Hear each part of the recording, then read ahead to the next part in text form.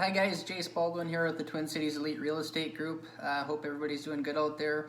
I know everybody has a little extra downtime right now with the virus going on and being quarantined, so just wanted to pass along a few quick tips if you're heating up to the idea of purchasing a property and some of the documentation you might need to have in order to pass along to your lender.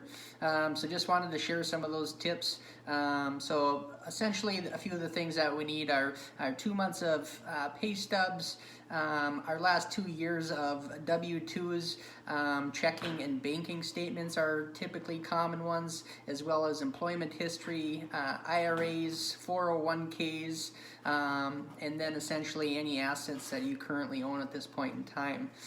So just wanted to give you a little heads up on what you can kind of prepare for, and other than that, hope everybody's staying safe out there, and any questions, by all means, feel free to reach out.